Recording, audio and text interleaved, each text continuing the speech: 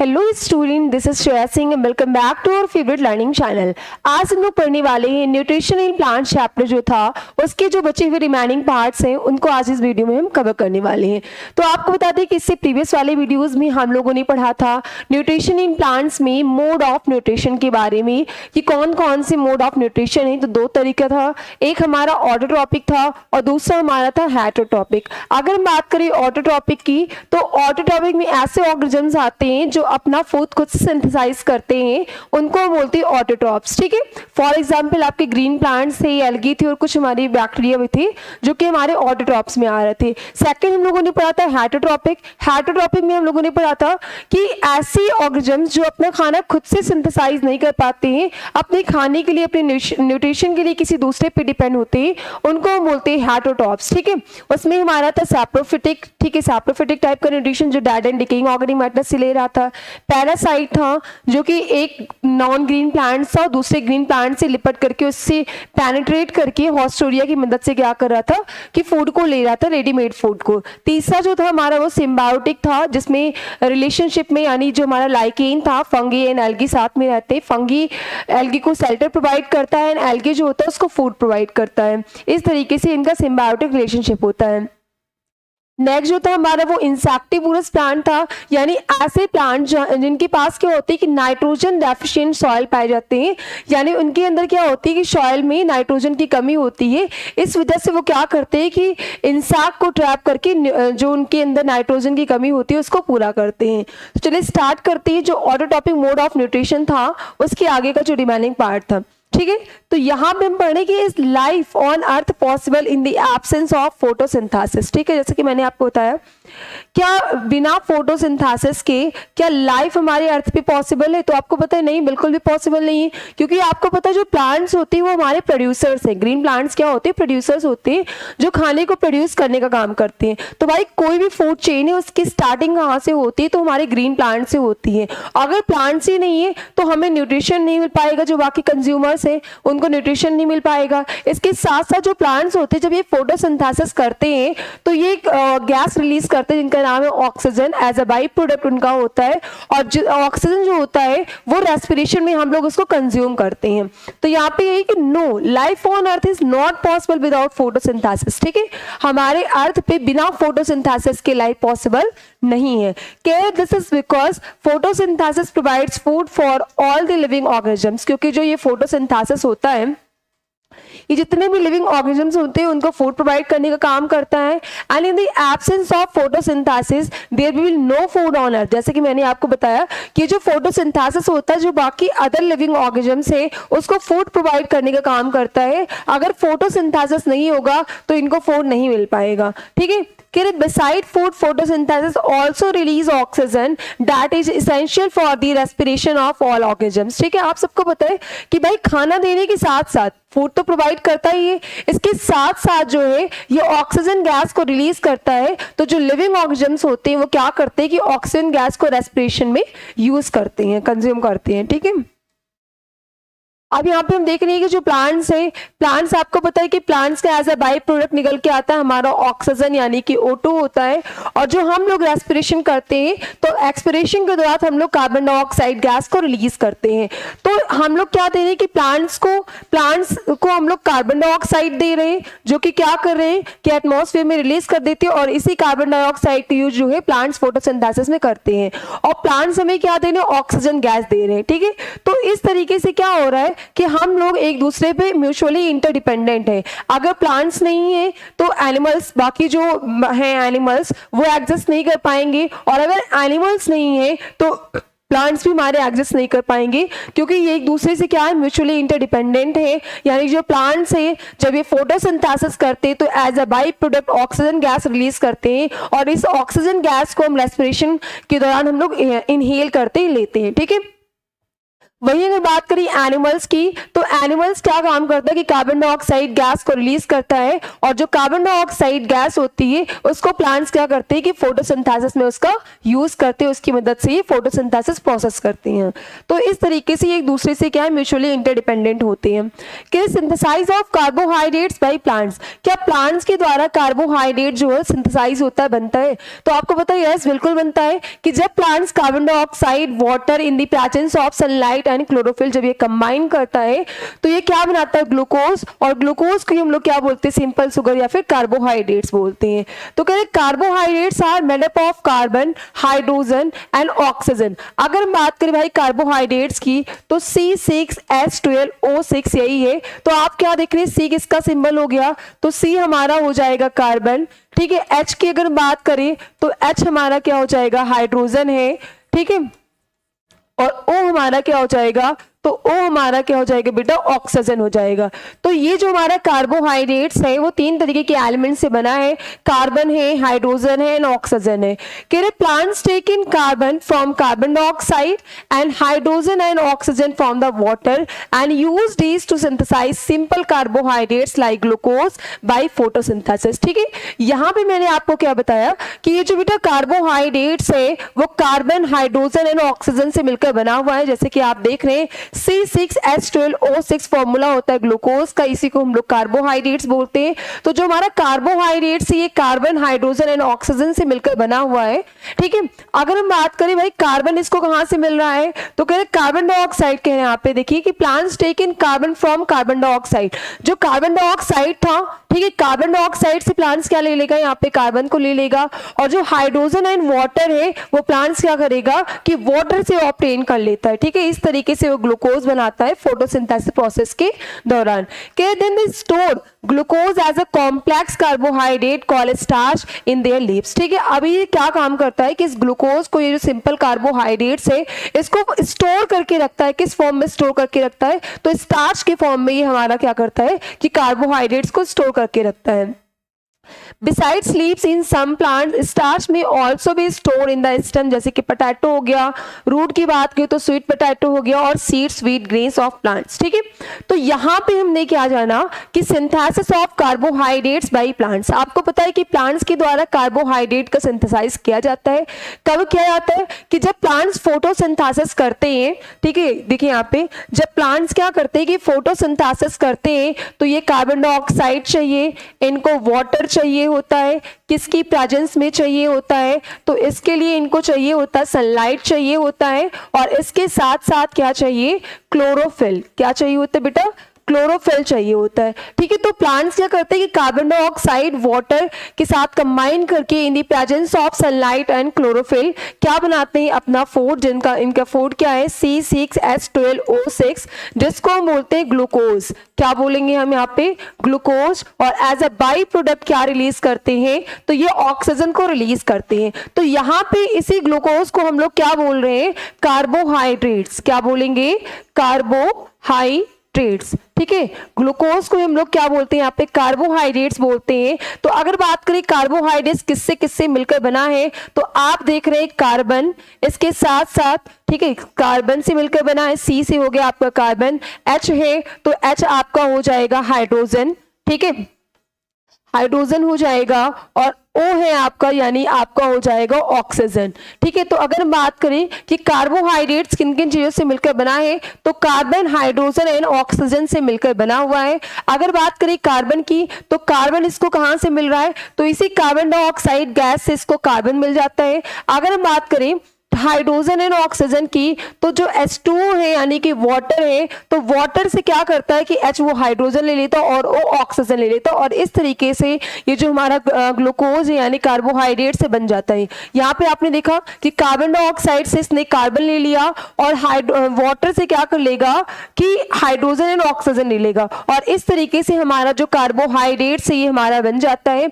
अगर हम बात करें कार्बोहाइड्रेट्स की, तो ये जो कार्बोहाइड्रेट्स है इसको स्टोर किस फॉर्म में करते हैं, तो स्टोर, ठीक है, किस फॉर्म में करते हैं, स्टार्च फॉर्म में। किस फॉर्म में करते हैं, स्टार्च के फॉर्म में इसको क्या किया जाता है कि स्टोर किया जाता है, ठीक है। जो हमारा कार्बोहाइड्रेट्स है इसको किस फॉर्म में स्टोर किया जाता है, तो स्टार्च के फॉर्म में। मोस्टली कहाँ पे करते हैं, तो मोस्टली लीफ में करते हैं। इसके अलावा आप देखते हैं बहुत सारे प्लांट्स के स्टेम में भी फूड को स्टोर किया जाता है, जैसे कि आपका हो गया पोटैटो, तो पोटैटो में स्टेम में स्टोर रहता है। वहीं अगर बात करें रूट की, तो जो हमारा स्वीट पोटैटो है, ठीक है, स्वीट पोटैटो हो गया, तो स्वीट पोटैटो में क्या होता है, रूट में स्टोर होता है। इसके अलावा बहुत से प्लांट्स ऐसे जहाँ पे सीड में फूड हमारा स्टोर होता है, जैसे आप देखते हो ग्रेन्स वगैरह जो अनाज है, तो उनमें क्या होता है कि फूड कहाँ पे स्टोर होता है, तो ग्रेन्स में स्टोर होता है, यानी सीड में स्टोर होता है, ठीक है। तो आई होप ये जो कॉन्सेप्ट था कार्बोहाइड्रेट्स की सिंथेसाइज का, ये आपको क्लियर हो गया होगा कि प्लांट्स फोटोसिंथेसिस के दौरान जो उनका प्रोडक्ट बनता है वो बनता है हमारा ग्लूकोज। ग्लूकोज को हम लोग बोलते हैं कार्बोहाइड्रेट्स। कार्बोहाइड्रेट्स हमारा कार्बन, हाइड्रोजन एंड ऑक्सीजन से मिलकर बना होता है, जहां पे इसको कार्बन, कार्बन डाइऑक्साइड से मिल जाता है, एंड हाइड्रोजन एंड ऑक्सीजन की बात करें तो उसको वाटर से मिल जाता है। और ये जो कार्बोहाइड्रेट्स होता है ये स्टार्च के फॉर्म में स्टोर होता है, रूट्स में, लीव्स में, सीड्स में, ठीक है, इस तरीके से। अब यहाँ पे देख रहे हैं कि synthesise of other foods by plants, क्या भाई प्लांट्स में कार्बोहाइड्रेट्स के अलावा क्या और भी जो प्रोडक्ट हैं वो आपके सिंथेसाइज होते हैं, जैसे विटामिन है, प्रोटीन्स है, क्या ये भी हमारे उसमें बनते हैं या नहीं बनते हैं? तो यस, बिल्कुल बनते हैं। Can plant synthesise foods other than carbohydrates like proteins and vitamin? यहाँ पे ये कह रहा है क्या प्लांट्स जो है कार्बोहाइड्रेट्स के अलावा, कार्बोहाइड्रेट्स एक न्यूट्रिएंट है, तो क्या कार्बोहाइड्रेट्स के अलावा जो प्रोटीन्स है, जो विटामिन्स है, क्या इसको भी ये सिंथेसाइज करते हैं? तो यहाँ पे कह रहे हैं यस, बिल्कुल करते हैं कि plants can synthesise other foods like proteins and vitamins too. Plants को कार्बोहाइड्रेट्स के अलावा प्रोटीन्स एंड विटामिन्स की भी नीड होती है, ठीक है। अब ये क्या करेंगे, to synthesise these plants need nitrogen along with carbon and hydrogen, ठीक है। अब क्या होता है, कार्बन और हाइड्रोजन के अलावा प्लांट्स को क्या चाहिए होता है, नाइट्रोजन गैस भी चाहिए होता है। अब बेटा जो नाइट्रोजन गैस होता है ये हमारे एटमॉस्फेयर में पाए जाते हैं, सबसे मोस्ट अमाउंट में सबसे ज्यादा एबंडेंट होते हैं, यानी जो नाइट्रोजन गैस हमारा होता है वो सबसे ज्यादा हमारे उस पे एटमॉस्फेयर में, जो कि हमारा होता है 78%, ठीक है। लेकिन ये नाइट्रोजन गैस को क्या करते हैं कि प्लांट्स हमारे डायरेक्टली गैसेस फॉर्म में यूज नहीं कर पाते हैं, इसलिए क्या होता है कि इनके सॉइल में राइजोबियम नाम का एक बैक्टीरिया पाया जाता है जिसका काम होता है नाइट्रोजन फिक्सेशन का। अभी वो क्या करेगा कि एटमॉस्फेयर से नाइट्रोजन गैस को लेगा और इस नाइट्रोजन को चेंज कर देता है नाइट्रोजिनस कंपाउंड में। किसमें कर देता है, नाइट्रोजिनस कंपाउंड में। अब ये बेटा जो नाइट्रोजनस कंपाउंड होता है ये वाटर सॉल्युबल होता है, ये नाइट्रोजनस कंपाउंड हमारे पानी में डिसॉल्व हो जाता है और क्या करते हैं कि जाइलम के थ्रू ये वाटर में डिसॉल्व होकर के प्लांट्स में इसको ट्रांसपोर्ट कर दिया जाता है, ठीक है। तो यहाँ पे यही बताया गया, ध्यान समझिए कि although air contains large amount of nitrogen in the gases form, आप सबको पता है कि हमारा जो एयर है, एयर में एक लार्ज अमाउंट में हमारी नाइट्रोजन गैस प्रेजेंट है, 78% है, but plants cannot absorb it from the air, they can absorb nitrogen only in the soluble form from the soil, ठीक है भाई। हमारे एटमॉस्फेयर में नाइट्रोजन गैस अबंडेंट है, सबसे ज्यादा मात्रा में है, 78% है, बट हमारे जो प्लांट्स है वो कैपेबल नहीं है कि नाइट्रोजन को गैसेस फॉर्म में इनटेक कर सके, ले सके। वो केवल नाइट्रोजन को तब ले सकते हैं जब वो क्या हो, वाटर सॉल्युबल हो। सॉल्युबल की फॉर्म में जब पाया जाएगा तो हमारे प्लांट्स क्या करेंगे, नाइट्रोजन को एब्जॉर्ब कर पाते हैं, ठीक है। अब क्या यहाँ पे सॉइल हैज सर्टेन बैक्टीरिया, जैसे मैंने बताया कि मिट्टी के पास कुछ बैक्टीरिया होते हैं जिनका नाम है rhizobium bacteria, that can convert gases nitrogen from air into nitrogenous compound and release them into the soil. जैसे कि मैंने आपको बताया कि हमारी मिट्टी में क्या होती है कि कुछ सर्टेन बैक्टीरिया पाए जाते हैं जिनका नाम है राइजोबियम बैक्टीरिया। अब ये राइजोबियम बैक्टीरिया क्या करता है कि एटमॉस्फेयर से नाइट्रोजन गैस को लेता है और इसको चेंज कर देगा, डिकम्पोज करके नाइट्रोजनस कंपाउंड में जो कि वाटर सॉल्युबल होता है। अब इसको मिट्टी में रिलीज कर दिया जाएगा। These nitrogenous compound are soluble in water and can be absorb by the plants along with water. Sometimes fertiliser rich in the nitrogen are also added to the soil. आप क्या देखते हैं कि इस तरीके से वो नाइट्रोजन के सप्लीमेंट को पूरा करता है। और कभी कभी क्या होता है कि नाइट्रोजन की जब ज्यादा डेफिशिएंसी हो जाती है तो हम लोग फर्टिलाइजर का इस्तेमाल करते हैं, जैसे यूरिया वगैरह डालते हैं, तो इसमें नाइट्रोजन गैस जो नाइट्रोजन इस कंपाउंड पाए जाते हैं और जो क्या करते हैं कि प्लांट्स में नाइट्रोजन की कमी को पूरा करने का काम करते हैं। तो आई होप ये जो कॉन्सेप्ट था आपको समझ में आ गया होगा, ठीक है। देखिए यहाँ पे मैंने आपको बताया नाइट्रोजन के मतलब क्या प्लांट्स जो है केवल कार्बोहाइड्रेट को सिंथेसाइज करते हैं, तो ऐसा नहीं, उनको प्रोटीन्स और विटामिन को भी सिंथेसाइज कर सकते हैं।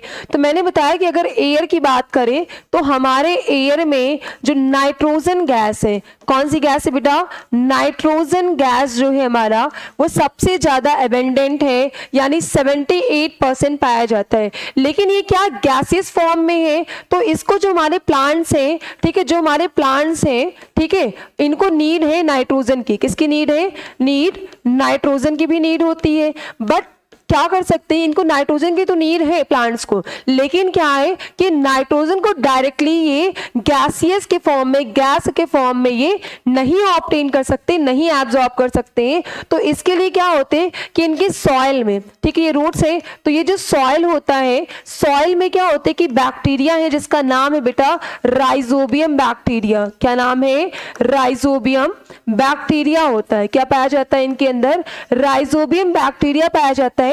अब ये राइजोबियम बैक्टीरिया क्या करेगा कि नाइट्रोजन को ले लेगा। किसको ले लेगा, एटमॉस्फेयर से जो N2 गैस है, नाइट्रोजन गैस है, इसको लेगा और इसको टर्न कर देगा किसमें, नाइट्रोजिनस कंपाउंड में। किसमें चेंज कर देगा, नाइट्रोजिनस कंपाउंड में। किसमें कर देगा, नाइट्रोजिनस कंपाउंड में। अब ये जो नाइट्रोजिनस कंपाउंड होता है ये क्या होता है कि इसको रिलीज कर दिया जाएगा सॉइल में, और ये जो नाइट्रोजनस कंपाउंड है ये हमारे मिट्टी में सॉइल मतलब जो है ये वाटर सॉल्युबल है, और ये मिट्टी में मतलब पानी में हमारे डिसॉल्व हो जाएंगे, और डिसॉल्व होने के बाद प्लांट्स क्या कर लेंगे, इसको एब्सॉर्ब कर लेंगे। अब करें, can plant synthesise fats also, ठीक है, क्या प्लांट्स जो है कार्बोहाइड्रेट, प्रोटीन, विटामिन बनाने के साथ साथ क्या ये फैट्स को भी सिंथेसाइज कर सकता है, तो ऑफ कोर्स कर सकता है। आप लोगों ने देखा होगा कि भाई मस्टर्ड ऑयल देखते हैं, सनफ्लावर ऑयल देखते हैं, तो भाई प्लांट्स क्या है, ऑयल क्या होते हैं, फैट्स होते हैं। तो इससे क्या मतलब है कि जो प्लांट्स है बेटा वो फैट्स को भी सिंथेसाइज कर सकते हैं। तो यहाँ पे yes, plants can also synthesise fats which are made of carbon, hydrogen and oxygen, ठीक है, ये भी हमारे कार्बन, हाइड्रोजन एंड ऑक्सीजन से बने होते हैं fats. These are mainly synthesise in the plastid in the plants, ठीक है। अगर हम बात करें कि फैट्स की, तो फैट्स मेनली कहाँ पे सिंथेसाइज होते हैं, तो प्लास्टिड। आपको पता है जो प्लास्टिड होते हैं केवल और केवल प्लांट सेल्स में पाए जाते हैं। 3 तरीके के प्लास्टिड होते हैं, ठीक है। अगर हम बात करें प्लास्टिड की, ठीक है, अगर हम बात करें यहाँ पे प्लास्टिड की, किसकी बात करें बेटा, प्लास्टिड की, तो प्लास्टिड क्या होता है कि found in only plant cell, found in only plant cell. ये क्या होते हैं, केवल और केवल प्लांट सेल में पाए जाते हैं, हम लोगों के अंदर प्लास्टिड नहीं पाया जाता है। अगर बात करें प्लास्टिड के टाइप्स की, तो ये 3 तरीके के प्लास्टिड होते हैं। एक हमारा होता है क्लोरोप्लास्ट, ठीक है, एक होता है हमारा क्लोरोप्लास्ट। आपको पता है इसी क्लोरोप्लास्ट के अंदर क्या होता है, हमारा क्लोरोफिल, जो कि एक ग्रीन पिगमेंट होता है जो प्लांट्स को ग्रीन कलर प्रोवाइड करता है। इसके साथ साथ फोटोसिंथेसिस में एक इंपॉर्टेंट रोल प्ले करता है। सेकेंड अगर हम बात करें तो इसके पास होता है क्रोमोप्लास्ट। क्या होता है, क्रोमोप्लास्ट। अब क्रोमोप्लास्ट क्या होता है बेटा, आपको पता है कि आप देखते हो फ्रूट्स के पास डिफरेंट कलर्स, जैसे मैंगो है तो येलो कलर का है, एप्पल है तो आपका रेड कलर का है, उसी के साथ अगर हम देखिए ऑरेंज तो ऑरेंज कलर का है, लेमन येलो कलर का है। तो ये जो बेटा डिफरेंट टाइप के जो फ्रूट्स के कलर हैं और जो फ्लावर्स के जो अलग अलग कलर्स होते हैं, तो इनके अंदर ऐसा क्या है जो इनको कलर प्रोवाइड करता है, ठीक है। तो उसके अंदर भी एक पिगमेंट होता है जिसको हम बोलते हैं क्रोमोप्लास्ट, और क्रोमोप्लास्ट प्रोवाइड्स कलर, ठीक है, कलर प्रोवाइड करता है। किसको प्रोवाइड करता है, टू फ्रूट्स एंड फ्लावर्स, ठीक है। जो फ्रूट्स है और जो फ्लावर होते हैं बेटा उनको जो डिफरेंट कलर प्रोवाइड करता है वो करता है हमारा क्रोमोप्लास्ट। कौन करेगा, क्रोमोप्लास्ट करता है। तीसरे नंबर पे जो प्लास्टिड आता है हमारा वो होता है ल्यूकोप्लास्ट, जो कि हमारा कलरलेस होता है और ये फूड स्टोरेज वगैरह का काम करता है, ठीक है। तो आई होप ये जो प्लास्टिड था आपको समझ में आ गया। और प्लास्टिड को हिंदी में हम लोग वर्डक बोलते हैं। 3 तरीके, ये केवल प्लांट सेल्स में पाए जाते हैं। 3 तरीके के प्लास्टिड होते हैं प्लांट्स में, एक तो क्रोमोप्लास्ट है, दूसरा हमारा क्लोरोप्लास्ट है, तीसरा हमारा ल्यूकोप्लास्ट है। अगर बात करें क्लोरोप्लास्ट की, तो क्लोरोप्लास्ट जो होते हैं इसके अंदर एक ग्रीन पिगमेंट पाया जाता है जिसको हम लोग बोलते हैं क्लोरोफिल। क्लोरोफिल क्या होता है कि प्लांट्स को ग्रीन कलर प्रोवाइड करते हैं। इसके साथ साथ फोटोसिंथेसिस में आपने देखा था कि जो क्लोरोफिल होता है वो सन से आने वाली लाइट को ट्रैप कर लेता है और सोलर एनर्जी को चेंज कर देता है केमिकल एनर्जी में। वहीं अगर बात करें क्रोमोप्लास्ट की, तो जो फ्रूट्स हैं डिफरेंट डिफरेंट कलर्स के, इन फ्लावर्स डिफरेंट डिफरेंट कलर्स के, तो फ्रूट्स और फ्लावर्स को कलर प्रोवाइड करने का काम हमारा क्रोमोप्लास्ट करता है। ल्यूकोप्लास्ट कलरलेस होता है जो कि फूड स्टोरेज वगैरह का काम करता है। अब पढ़े हेटेरोटॉपिक न्यूट्रिशन यानी अदर मोड ऑफ न्यूट्रिशन। तो आपका जो ऑर्डर टॉपिक था वो खत्म हो चुका है कंप्लीटली। अब हम लोग पढ़ने वाले हैं हेटेरोटॉपिक न्यूट्रिशन के बारे में, ठीक है। तो इसको ओवरव्यू मैंने आपको पहले भी दे दिया है कि as discuss earlier all non green plants, fungi and all animals are heterotrophic, ठीक है। जितने भी नॉन ग्रीन प्लांट्स हैं और जो अपना खाना खुद से सिंथेसाइज नहीं कर पाएंगे वो हमारे हेटेरोटॉपिक में आ जाते हैं। They are dependent on plants and other animals for food as they can not make their own food, ठीक है। मैंने जैसे कि आपको बताया कि भाई जो हेटेरोटॉपिक है 2 वर्ड से बना था, हेटेरो एंड टॉप से। तो हेटेरो मीन्स क्या हो जाता है कि अदर, जो किसी दूसरी चीजों से अपना न्यूट्रिशन ले, ठीक है। तो जो अपने न्यूट्रिशन के लिए खुद से सिंथेसाइज नहीं कर सकता, अपने न्यूट्रिशन के लिए किसी दूसरे पे डिपेंड है, वो हमारा हेटेरोटॉपिक न्यूट्रिशन कहलाता है। जितने भी हमारे नॉन ग्रीन प्लांट्स है वो सारे हमारे हेटेरोटॉपिक में आ जाते हैं।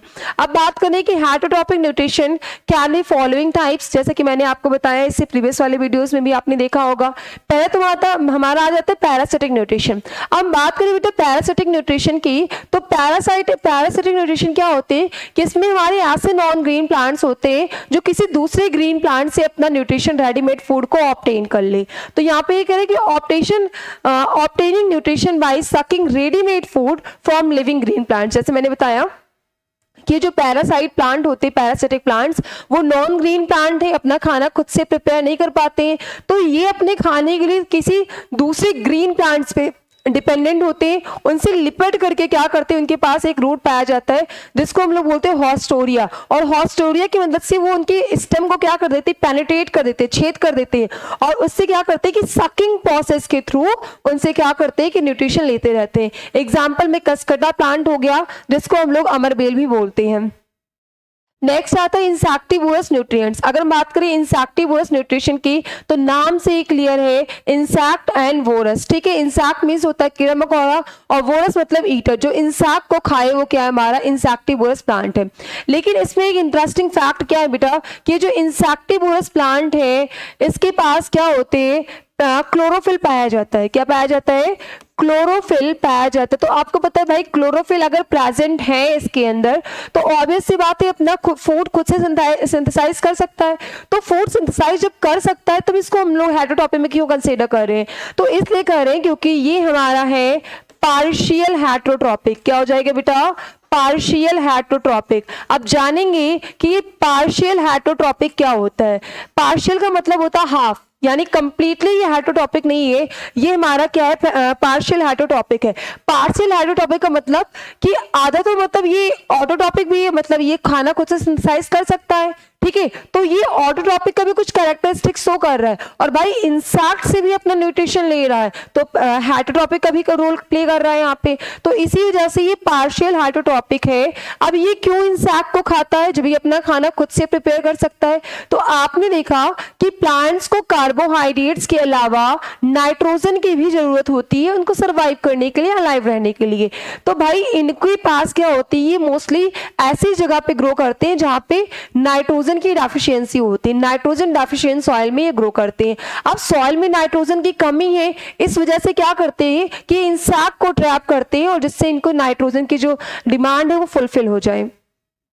तो यहाँ पे अगर हम देखें कि obtaining nutrition by trapping and digesting insects, ठीक है, इसमें क्या होता है, जो इंसेक्टिवोरस प्लांट होते हैं वो कैसे ऑब्टेन करते हैं, तो वो क्या करते हैं कि इंसेक्ट को ट्रैप करके उसको डाइजेस्ट कर लेते हैं, और इस तरीके से वो अपने न्यूट्रिशन को ऑब्टेन करते हैं। एग्जाम्पल में आपका आ जाता है पिचर प्लांट, ठीक है।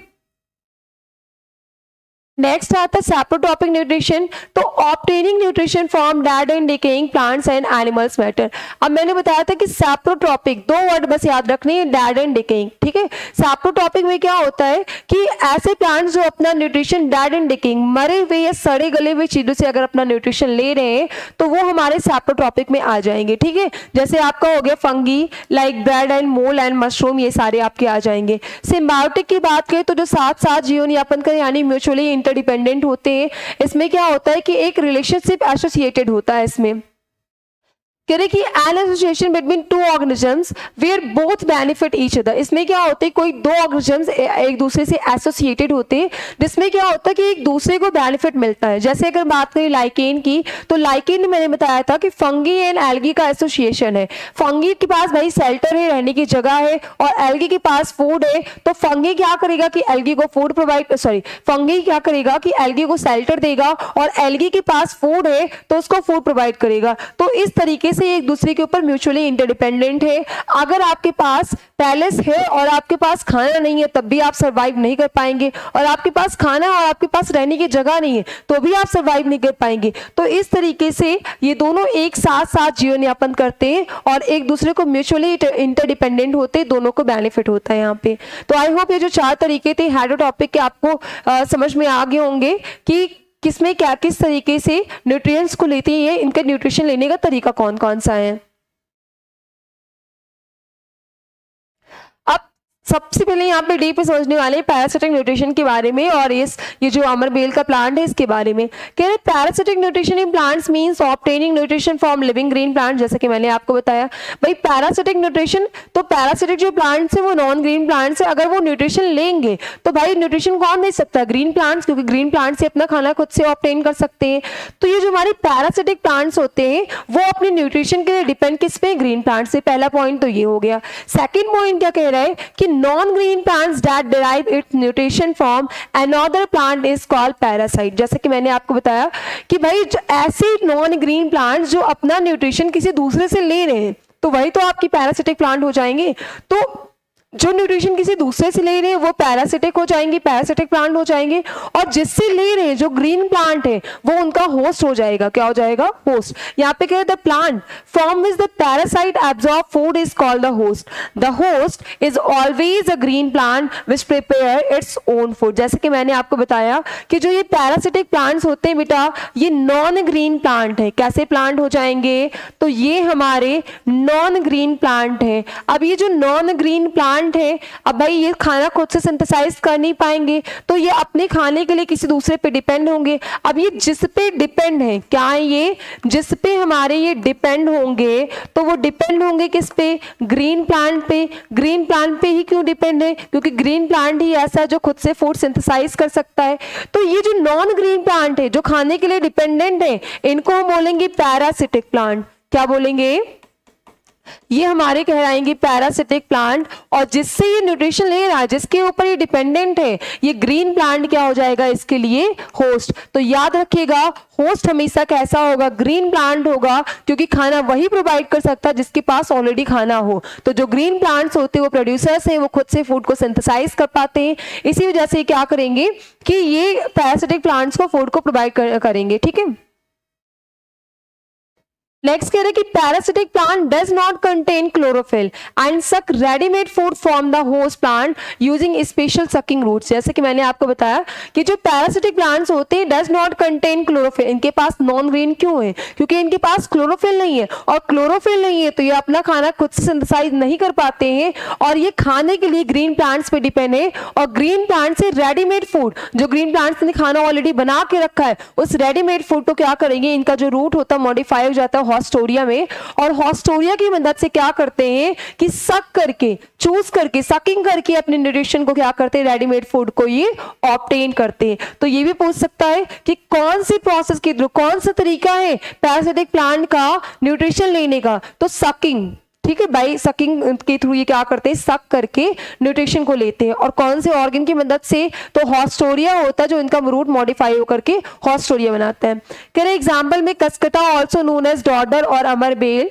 ठीक है, एग्जाम्पल में कसकटा है, डॉडर ये बोल सकते हैं, फिर अमरबेल भी इसका नाम है। ठीक है, इसके 3 नाम है, कसकटा हो गया, डॉडर हो गया, अमरबेल हो गया। ये क्या करते हैं, हमारे पैरासिटिक प्लांट है जो कि किसी दूसरे ग्रीन प्लांट से रेडीमेड फूड को सकिंग प्रोसेस के थ्रू ये ऑब्टेन करते हैं। ठीक है, यहाँ पे कह रहे कि इट हैज अ येलो वायरी tubular structure and can be scene twinning around the stem and branches of green trees it's host plant. अब देखो इनके पास क्या होता है कि येलो कलर का वायर जैसे वायर नहीं होता है कर्व टाइप का, तो वैसे ट्यूबुलर स्ट्रक्चर होता है जो क्या करते हैं कि ग्रीन प्लांट यानी होस्ट पे ऐसे ट्रेनिंग कर जाते हैं, ठीक है, लिपट जाते हैं उनसे। It sends its sucking root inside the tissues of the host plant and absorb water and nutrient from it. अब क्या करते हैं, इनके रूट्स मॉडिफाई हो जाते हैं हॉस्टोरिया के फॉर्म में और उसको पेनिट्रेट कर देते हैं और इनके टिश्यूज में जाकर के वाटर एंड न्यूट्रिएंट्स को ऑब्टेन करते रहते हैं। It deprives the host plant of the valuable nutrients. मैंने बताया कि वैल्यूएबल न्यूट्रिएंट्स को ऑब्टेन करने के लिए ये ग्रीन प्लांट जो कि होस्ट है उसको क्या कर देते हैं, उसको डिप्राइव्स कर देते हैं, छेद कर देते हैं, पेनिट्रेट कर देते हैं और टिश्यूज में जाकर के उससे रेडीमेड फूड को ऑब्टेन करते रहते हैं।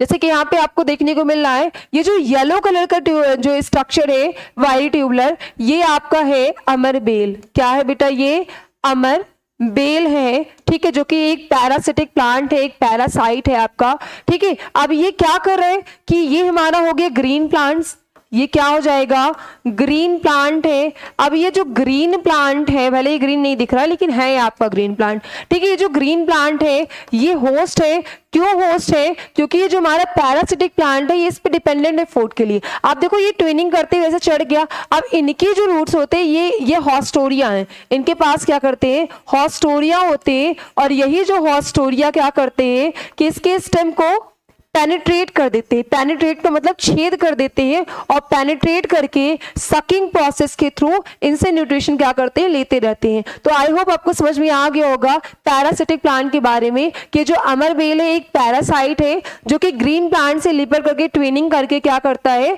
कि उससे न्यूट्रिशन रेडीमेड फूड जो इसने बना रखा है तो इसको क्या कर देगा, पेनिट्रेट कर देगा, डिप्राइव कर देगा और इसके टिश्यूज से जो भी न्यूट्रिशन है और जो वाटर है उसको ये रेडीमेड फूड को बाय सकिंग प्रोसेस के थ्रू ये ऑब्टेन करता रहता है।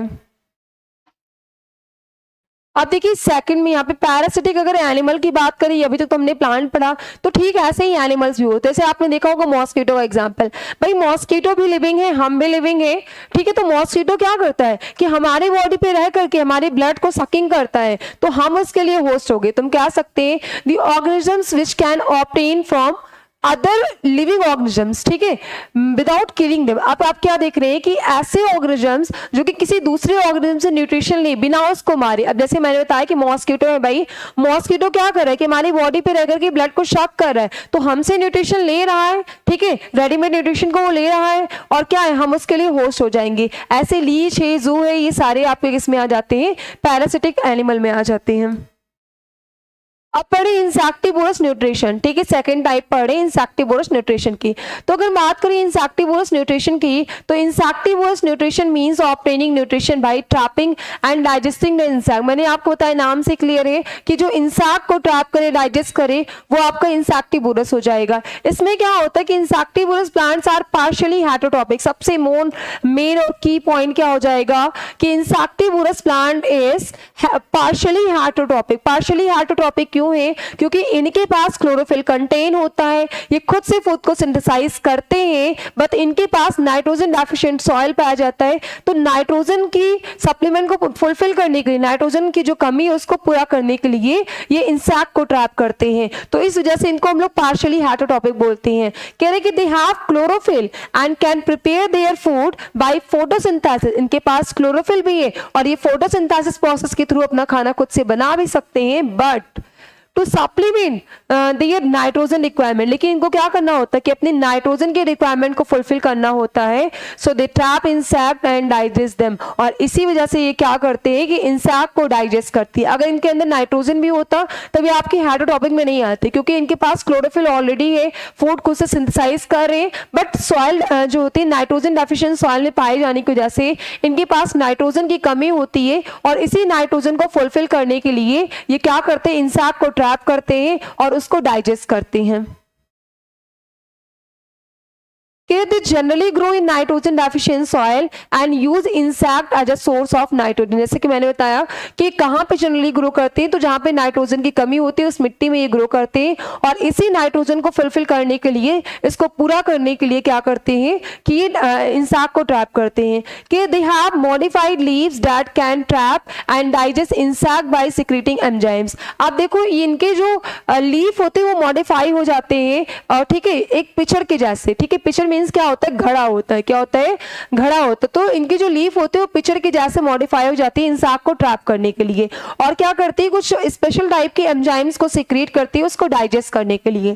कि they absorb nitrogen compounds from the digestive product, और ये डाइजेस्टिव प्रोडक्ट से क्या करते हैं कि नाइट्रोजन कंपाउंड को क्या कर लेते हैं, एब्जॉर्ब कर लेते हैं। एग्जाम्पल में आपका आ जाता है पिचर प्लांट, सनड्यू प्लांट और ब्लैडर वोट। 3 एग्जाम्पल यहाँ पे दिए गए, एक तो पिचर प्लांट है, एक आपका सनड्यू प्लांट हो जाएगा, और एक हमारा ब्लैडर वोट हो जाएगा। ठीक है, तो यहाँ पे हम देखते हैं पिचर प्लांट के बारे में सबसे पहले जानते हैं।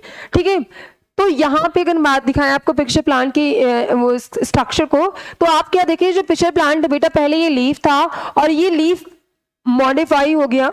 ठीक है, लीफ जो होती है इनकी मॉडिफाइड लीफ होती है, मॉडिफाई करके किसका रूप ले लेती हैं, तो पिचर का। पिचर मीन्स क्या होता है, घड़ा। ठीक है, पिचर मीन्स क्या होता है, घड़ा। तो आप क्या देख रहे हैं कि ये जो शेप है ये किसके जैसा है, तो ये पिचर के जैसा होता है। अब इनकी टिप पोर्शन पे क्या होते हैं कि इनका जो टिप पोर्शन होता है वो लिड को फॉर्म कर लेता है। लिड मीन्स होता है पलक यहाँ पे, तो ये लिड बना लेता है, और ये लिड क्या होता है, ओपन एंड क्लोज होता है। जैसे ही पहले ये ओपन रहेगा और यहाँ पे क्या करते हैं, कुछ एंजाइम्स को सिक्रीट करते हैं। एंजाइम्स को यहाँ पे सिक्रीट करेंगे, और इसके अंदर क्या होता है बेटा, न्यूमरस स्टिकी हेयर पाए जाते हैं, चिपचिपे बाल पाए जाते हैं यहाँ पे बहुत ढेर सारे। अब क्या होता है कि जैसे ही ये एंजाइम सिक्रीट करेंगे तो इंसेक्ट क्या होंगे, अट्रैक्ट होंगे। जैसे ही इंसेक्ट इसके अंदर आएंगे तो ये जो इंटैंगल हो जाएंगे, स्टिकी हेयर के अंदर फंस जाते हैं, और जो हमारा लिड होता है वो बंद हो जाता है। और फिर क्या करेंगे कि इंसेक्ट स्लिप करते हुए नीचे आ जाएंगे, और इनको क्या करता है, जो हमारा पिचर प्लांट होता है उसको डाइजेस्ट कर लेता है। तो ये रहा स्ट्रक्चर आपके पिचर प्लांट का। पिचर प्लांट जो होता है एक इंसेक्टिवोरस प्लांट होता है। ये हमारा पार्शियली हेटेरोटॉपिक है, खुद से फूड सिंथेसाइज कर सकता है, बट नाइट्रोजन की कमी को फुलफिल करने के लिए ये इंसेक्ट को खाता है। कैसे इसका स्ट्रक्चर होता है, तो इनके जो लीफ होते हैं वो मॉडिफाइड लीफ जो होती है पिचर के फॉर्म में पाई जाती है, घड़ी की जैसी होती है, और इनके टिप पोर्शन पे लिड पाया जाता है। यहाँ पे ये क्या करेंगे, टिप पोर्शन पे एंजाइम को सिक्रीट करते हैं। एंजाइम्स क्या करते हैं कि इंसेक्ट को अट्रैक्ट करेंगे, डाइजेशन का काम करते हैं। जैसे इसके अंदर क्या होती है कि लाखों क्या होते हैं कि स्टिकी हेयर्स पाए जाते हैं। अब जैसे ही इंसेक्ट इसके अंदर आया, ये क्या करेंगे कि बाल में इंटैंगल हो जाएंगे, फंस जाएंगे, और ये लिड बंद हो जाएगी, और इसको हमारा क्या करेगा, पिचर प्लांट इसको डाइजेस्ट कर लेगा, और अपनी नाइट्रोजन की जो डेफिशिएंसी थी उसको पूरा कर लेगा, फुलफिल कर लेगा। देखिए यहाँ पे पिचर प्लांट में some of its leaves are modified as pitchers. ठीक है, इनकी कुछ पत्तियां जो होती हैं वो पिचर्स की फॉर्म में मॉडिफाई होती हैं, घड़े के रूप में। Tip of the leaf is modified as a lid to open and close the mouth of pitcher. जैसे कि मैंने आपको बताया कि भाई जो लीफ है वो पिचर के फॉर्म में मॉडिफाई हो जाती है, और उनके टिप पोर्शन पे लिड पाया जाता है। क्या पाया जाता है, लिड पाया जाता है। और इस लिड का काम क्या होता है कि भाई ये जो लिड होता है ये पिचर प्लांट को ओपन एंड क्लोज करने का काम करते हैं। जैसे हमारी पलकें हैं, तो अगर कोई फॉरेन पार्टिकल्स ज्यादा तो पलकें हमारी तुरंत बंद हो जाती हैं। ठीक है, ऐसे ही ये भी होता है, हमारा ओपन एंड क्लोज करने का काम करता है। कि the pitcher has numerous downwards pointing sticky hairs. मैंने बताया कि इनके डाउनवर्ड डायरेक्शन पे क्या होता है, नीचे की तरफ कई सारे लाखों स्टिकी हेयर्स पाए जाते हैं। Insect get entangle in the hair and slip down into the pitcher and get trapped. जैसे कि मैंने आपको बताया कि इंसेक्ट जैसे ही आता है इस इंटैंगल हेयर में, जो स्टिकी हेयर्स होते हैं इसमें फंस जाता है, और फंसने के बाद वो नीचे की तरफ स्लिप कर जाता है, और जो प्लांट होते हैं इसको डाइजेस्ट कर लेते हैं। Insects are digested by the digestive juices and their nitrogenous compound are absorbed by the plant। digestive juices की मदद से इसको डाइजेस्ट कर लिया जाता है, और इससे क्या होता है कि प्लांट्स क्या करते हैं कि नाइट्रोजनस कंपाउंड को एब्जॉर्ब कर लेते हैं। फिर कह रहे हैं कि fungi and lichens are not plants. जो फंगी और लाइकेन बेटा उसकी एक अलग कैटेगरी है, प्लांट्स नहीं है। बट इन दिस चैप्टर हम लोग पढ़ रहे थे यहाँ पे पिछले प्लांट्स के बारे में, तो ये रहा पिछले प्लांट का डायग्राम, ठीक है। इंसेक्टिवोरस प्लांट का एग्जांपल है हमारा पिछले प्लांट। अगर हम बात करें पिछले प्लांट की, तो पिछले प्लांट में आप क्या देखते हैं कि बेटा जो इनकी लीफ होती हैं वो लीफ हमारी मॉडिफाई हो जाती है किसके रूप में, तो ये हमारी मॉडिफाई हो जाती है पिचर के रूप में। पिचर क्या होता है, पिचर को हम लोग बोलते हैं घड़ा, ठीक है। तो इनकी जो लीफ होती है वो मॉडिफाई करके पिचर का रूप ले लेती है, और इनके अंदर क्या होते हैं कि न्यूमरस स्टिकी हेयर्स पाए जाते हैं, चिपचिपे बाल होते हैं। जैसे ही क्या होंगे कि यहाँ पे ये क्या करेगा कि एंजाइम को सिक्रीट करते हैं। जब ये एंजाइम्स को सिक्रीट करते हैं तो इंसेक्ट अट्रैक्ट होते हैं, और इंसेक्ट जैसे इसके अंदर आएंगे तो जो टिप पोर्शन पिलिड होता है ये क्लोज हो जाता है, और इंसेक्ट क्या होगा कि इन्हीं स्टिकी हेयर्स के बीच में इंटैंगल हो जाता है, यानी फंस जाता है, और स्लिप करते हुए इसको नीचे की तरफ डाइजेस्ट कर लिया जाता है। तो ये जो हमारे इंसेक्टिवोरस प्लांट होते हैं इनके पास क्लोरोफिल प्रेजेंट होता है, ठीक है। क्लोरोफिल प्रेजेंट है, दैट मीन्स ये अपना खाना खुद से सिंथेसाइज कर सकते हैं, बट फिर भी क्यों हाइड्रोटॉपिक में आते हैं, क्योंकि ये अपनी नाइट्रोजन की डेफिशिएंसी को पूरा करने के लिए ये क्या काम करते हैं कि इंसेक्ट को ट्रैप करती हैं। इस वजह से हम लोग इंसेक्टिवोरस प्लांट को क्या बोलते हैं कि पार्शियल हेटरोटॉपिक है। ये कैसे हो जाते हैं बेटा, पार्शियल हेटरोटॉपिक। कैसे है ये, पार्शियल, ठीक है। ये कैसे होते हैं, पार्शियल हेटरोट्रॉपिक है। अब पार्शियल हेटरोट्रॉपिक का क्या मतलब हो जाएगा, यहाँ पे पार्शियल का मतलब होता है हाफ। क्या होता है, पार्शियल मीन्स होता है हाफ, यानी कुछ कैरेक्टरिस्टिक्स क्या करेंगे कि ऑटोट्रॉपिक के शो करें, क्योंकि खाना खुद से बना रहा है और क्या कर रहा है कि ये इंसेक्ट को खा रहा है, तो इस तरीके से ये पार्शियल हेटरोट्रॉपिक है, ठीक है। आधी कैरेक्टरिस्टिक इसकी ऑटोट्रॉपिक की है और आधी क्या इसकी हेटरोट्रॉपिक की हो जाएगी। तो आई होप ये जो इंसेक्टिवोरस प्लांट था ये आपको क्लियर हो गया होगा। अब नेक्स्ट क्या है हमारा, नेक्स्ट हमारा सैप्रोफिटिक या सैप्रोट्रॉपिक न्यूट्रिशन। मैंने आपको बताया था जो सैप्रोट्रॉपिक न्यूट्रिशन होता है उसके लिए आपको दो वर्ड याद रखनी है, डेड एंड डिकेइंग। तो हम कह सकते हैं the organisms which obtain their nutrition from dead and decaying organic matter is called saprotrophs, ठीक है। सैप्रोट्रॉप की अगर बात करें तो जो dead and decaying organic matter से अपना न्यूट्रिशन ले, यानी मरे हुए या फिर सड़े गले चीजों से जो भी अपना न्यूट्रिशन लेता है वो हमारा क्या कहलाएगा, सैप्रोट्रॉपिक न्यूट्रिशन में आ जाएगा, ठीक है। अगर बात करें सैप्रोट्रॉपिक की तो दो वर्ड से बना है, सैप्रो एंड ट्रॉपस। सैप्रो मींस होता है बेटा रॉटन यानी सड़ा हुआ, और ट्रॉपस मींस क्या होता है, नरिशमेंट, ठीक है। Saprotrophs word is made up of two words, sapro and trophs. Sapro means हो जाएगा रॉटन यानी सड़ा हुआ, एंड ट्रॉपस की अगर बात करें तो नरिशमेंट। तो हम कह सकते हैं कि जो रॉटिंग मटेरियल से अपना नरिशमेंट लेता है वो क्या कहलाएगा, सैप्रोट्रॉप्स कहलाएगा। तो हम कह सकते हैं कि nutrition means obtaining nutrition from the dead and decaying organic matter, मतलब जो सड़े गले या फिर मरे हुए चीजों से अपना न्यूट्रिशन ले रहे हैं वो हमारे क्या कहलाएंगे, सैप्रोट्रॉप्स कहलाएंगे। कह रहे कि these organisms are called saprotrophs and this mode of nutrition is called saprotropic nutrition। तो आई होप आपको saprotropic nutrition समझ में आ गया होगा कि ऐसे ऑर्गेनिजम्स जो dead and decaying organic matter से अपना न्यूट्रिशन ऑब्टेन करते हैं वो हमारे सैप्रोट्रॉप्स कहलाते हैं, and this mode of nutrition is called saprotrophic nutrition. अगर बात करें सैप्रोट्रॉपिक वर्ड की तो सैप्रोट्रॉपिक जो वर्ड है वो हमारे दो वर्ड से मिलकर बना है, सैप्रो प्लस ट्रॉपस। सैप्रो मींस क्या हो जाएगा यहाँ पे, तो सैप्रो मींस होता है रॉटन, एंड अगर बात की ट्रॉपस की तो नरिशमेंट। तो जो सड़े गले रॉटन मटेरियल से या फिर डेड एंड डिकम्पोज मटेरियल से जो अपना नरिशमेंट लेते हैं वो हमारे सैप्रोट्रॉपिक में आ जाएंगे। एग्जाम्पल में आपका फंगी हो गया, ठीक है, लाइक ब्रेड मोल्ड है एंड मशरूम्स, ये सारे हमारे किस में आ जाते हैं, ये हमारे सैप्रोट्रॉपिक में आ जाते हैं। अब यहाँ पे देखिए they do not have chlorophyll. तो ये जो बेटा हमारे सैप्रोट्रॉप्स होते हैं इनके पास क्लोरोफिल नहीं है, यानी कि हमारे नॉन ग्रीन प्लांट्स होते हैं। तो जितने भी नॉन ग्रीन प्लांट्स हैं वो खुद से फूड को सिंथेसाइज नहीं कर सकते। क्यों नहीं कर सकते, क्योंकि आपको पता है फोटोसिंथेसिस के लिए क्लोरोफिल का होना कंपलसरी होता है, क्योंकि कार्बन जो उनके रॉ मटेरियल्स हैं वो कार्बन डाइऑक्साइड एंड वाटर होते हैं, और किसकी प्रेजेंस में, तो सनलाइट एंड क्लोरोफिल की प्रेजेंस में ये खाना जो ग्लूकोज यानी कार्बोहाइड्रेट्स बनाते हैं और एज अ बेस मटेरियल जो है ऑक्सीजन को ये लोग रिलीज करते हैं, ठीक है। तो यहाँ पे कहते हैं डू नॉट हैव क्लोरोफिल, इनके पास क्या होता है बेटा, क्लोरोफिल नहीं पाया जाता, यानी ये नॉन ग्रीन प्लांट्स हैं, and can not make their own food, तो ये अपना खाना खुद से नहीं बना सकते हैं। They dissolve the dead and decaying matter into a soluble form by secreting digestive juices and absorb the nutrient through the their body surface. क्या they dissolve the dead and decaying matter into a soluble form. अब ये क्या करते हैं कि जो भी dead and decaying matter है, ठीक है, उसमें जो भी न्यूट्रिएंट्स है सॉल्युबल फॉर्म में, उसको क्या करेंगे डाइजेस्टिव जूसेस की सिक्रेट करके उसकी मदद से क्या करते हैं कि इसको एब्जॉर्ब कर लेते हैं और dead and decaying organic matter से नरिशमेंट लेते रहते हैं। Bread mould can be seen as a white cottony fluffy mass on stale, यहाँ पे स्टेल हो जाएगा, and moist bread while mushrooms can be spotted as umbrella shape and small structure on moist soil.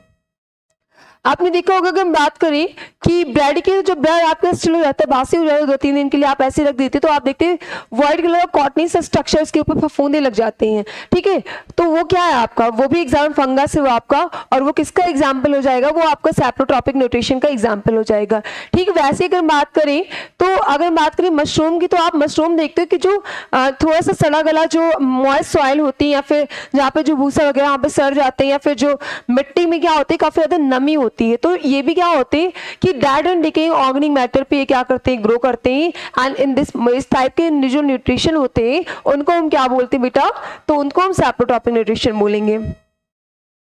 अब कहीं fungi के अगर हम reproduction के तरीके की बात करें तो भाई fungal spores which are very light, इनमें क्या होते हैं कि इनमें स्पोर फॉर्मेशन के थ्रू रिप्रोडक्शन होता है, और इनके जो स्पोर्स होते हैं बहुत लाइट होते हैं, यानी वेट में बहुत हल्के होते हैं, and are present in the air, और ये कहाँ पे प्रेजेंट होते हैं, तो ये हवा में प्रेजेंट होते हैं, क्योंकि काफी लाइट वेट के हैं तो हवा में उड़ सकते हैं। कह रहे कि when they fall on moist and warm matter, जब क्या होते हैं कि इनके जो स्पोर्स होते हैं मॉइस्ट यानी नम वाले और वार्म प्लेसेस पे जब ये पड़ते हैं तो क्या होता है, they germinate and grow into fungi, तो ये हमारे जर्मिनेट कर जाते हैं फंगी में। तो यहाँ पे बेटा आपको ये बताया गया है कि फंगी में किस तरीके का रिप्रोडक्शन होता है, तो फंगी में हमारा स्पोर फॉर्मेशन होता है, जो स्पोर्स होते हैं वो काफी लाइट वेट के होते हैं जो हवा में उड़ते रहते हैं। जब ये क्या होते हैं कि ये इनको मॉइस्ट सॉइल चाहिए होता है, जब इनको मॉइस्ट सॉइल और वार्म एयर मिलती है, वार्म वाटर मतलब वार्म एयर प्लेस जब मिलता है तो फिर ये क्या करते हैं, जर्मिनेट कर जाते हैं, और जर्मिनेट करके फंगस फॉर्मेशन कर लेते हैं, यानी फंगी में ग्रो कर जाते हैं। अब आप यहाँ पे देख रही है जो ब्रेड था ये स्टिल ब्रेड था, आप देखेंगे 2-3 दिन बाद इस वजह से ब्लैक कलर के या व्हाइट कलर के कॉटन के ऐसे फफूंदे लग जाते हैं, और यही क्या होता है हमारा फंगस होता है, ठीक है, ये क्या हो जाएगा हमारा फंगस हो जाता है। ये आपका मशरूम का हो गया जो कि मॉइस्ट एंड डैम सॉइल पे हमारे ग्रो करते हैं, यानी ये भी क्या करते हैं कि dead and decaying organic matter से क्या करते हैं, न्यूट्रिशन को लेते हैं, तो ये हमारा क्या हो गया, मशरूम हो गया, ठीक है। अब यहाँ पे एक एक्टिविटी, ये perform activity two in small groups and share your finding with other groups, ठीक है। आपको क्या करना है कि perform activity two in small group, एक स्मॉल ग्रुप में आपको ये एक्टिविटी करनी है, और इसको क्या करना है, share your finding with the other groups, आपको क्या करना है कि दूसरे ग्रुप में आपको शेयर करना है। कह रहे keep a moistened piece of bread in a box and observe it after 2-3 days. क्या कह रहे बेटा कि आपको एक मॉइस्ट ब्रेड लेना है, एक नम वाला ब्रेड लेना है जो मॉइस्ट हो, और क्या करेंगे उसके टुकड़े को लेंगे इन अ बॉक्स, एक बॉक्स के अंदर डाल देंगे, and observe it after 2-3 days. कह रहा बेटा कि आप एक ब्रेड लीजिए जो बासी हो, मतलब 2-3 दिन के लिए मतलब बेकार हो, ठीक है, थोड़ा सा आपका स्टिल ब्रेड हो, और उसको क्या करिए कि एक बॉक्स के अंदर रख लीजिए, ठीक है। आप उसको बॉक्स के अंदर जब रख देंगे 2-3 दिन के बाद, तो आप क्या देखेंगे, you will observe a few white, greenish और black fluffy patches on the bread। तो आप क्या देखेंगे कि you will observe a few white, आप देखेंगे कि उस पे कुछ white कलर के, greenish कलर के या black कलर के fluffy patches बन गए हमारी ब्रेड पे, ठीक है। These patches are of fungus, the bread mold, ठीक है। तो ये जो पैचेस थे, जो ग्रीन कलर के, जो ब्लैक कलर के, जो व्हाइट कलर के, जो आपको पैचेस आपको देखने को मिल रहे हैं, ऑब्जर्व करने को मिल रहे हैं, यही क्या होते हैं, हमारे फंगस होते हैं ब्रेड मोल्ड पे, ठीक है। कह रहे कि observe these under a magnifying glass and you will see a white or greenish cotton like threads and some and black fungal spores, ठीक है। यहाँ पे क्या कह रहा है कि जब आप इसको मैग्नीफाइंग ग्लास की मदद से जब आप देखते हैं तो आप क्या देखेंगे, इस पे व्हाइट और ग्रीनिश कलर के जो कॉटन लाइक स्ट्रक्चर्स आपको थ्रेड जैसे देखने को मिलेंगे, जो कि हमारे फंगी के स्पोर्स होते हैं। तो यहाँ पे आपको यही बताया इस एक्टिविटी में कि आपको मतलब मॉइस्ट क्या कह रहा है कि keep a moistened piece of bread, आपको ब्रेड लेना जो थोड़ा सा मॉइस्ट हो, उस टुकड़े को आप लीजिए और एक बॉक्स के अंदर डाल दीजिए। जब आप उस बॉक्स के अंदर डाल देंगे 2-3 दिन के लिए, तो जब आप 2-3 दिन के बाद आप उस ब्रेड को ऑब्जर्व करेंगे तो क्या ऑब्जर्व करेंगे कि इसमें ब्लैक कलर के, ग्रीनिश कलर के या व्हाइट कलर के जो इसके ऊपर पैचेस पड़ गए हैं, और ये पैचेस क्या होते हैं? ये पैचेस ही फंगस है, यानी ब्रेड के जो मोल्ड हो जाते हैं, ठीक है। जब आप इसको मैग्नीफाइंग ग्लास से देखेंगे तो आपको यहाँ पे फंगस के स्पोर्स आपको देखने को मिलेंगे। जैसे यहाँ पे रहा ब्रेड विथ ब्रेड मोल्ड, ठीक है, ब्रेड मोल्ड के साथ यहाँ पे ब्रेड है, मॉइस्ट ब्रेड था यहाँ पे, और यहाँ पे इस पे क्या हो गया, पैचेस पड़ गए, यानी ब्रेड मोल्ड हो चुका है यहाँ पे। अब यहाँ पे कह रहे हैं bread mould showing fungal spores. जब आपके ब्रेड मोल्ड हो जाते हैं तो ये फंगस स्पोर्स शो करने लगते हैं, ठीक है। ये इनका क्या हो जाता है, फंगस यहाँ पे हो जाता है, ठीक है। ये जो स्ट्रक्चर है यहाँ पे स्पोरेंजियम का, ठीक है, यहाँ पे आपको देखने को मिल रहा होगा। ये देखिए, अब इसमें क्या होता है, कुछ आपको ऐसा स्ट्रक्चर आपको देखने को मिलता है, तो इसको हम क्या बोलते हैं, स्पोरेंजियम, ठीक है। इसको हम क्या बोलते हैं बेटा, स्पोरेंजियम बोलते हैं। और इसी स्पोरेंजियम के अंदर स्पोर्स हमारे फिल होते हैं जो कि लाइट वेट के होते हैं। इस स्ट्रक्चर को हम लोग बोलते हैं हाइफा, ठीक है, हाइफा बोलते हैं। और यहाँ पे आपके राइजोइड्स राइजोम वगैरह होते हैं, ठीक है। तो यहाँ पे ये जब आप ब्रेड मोल्ड को मैग्नीफाइंग ग्लास के थ्रू जो आप देखेंगे तो आपको ये वाला स्ट्रक्चर देखने को मिलेगा कि वो फंगल स्पोर्स आपको शो करते हुए दिखाई देंगे।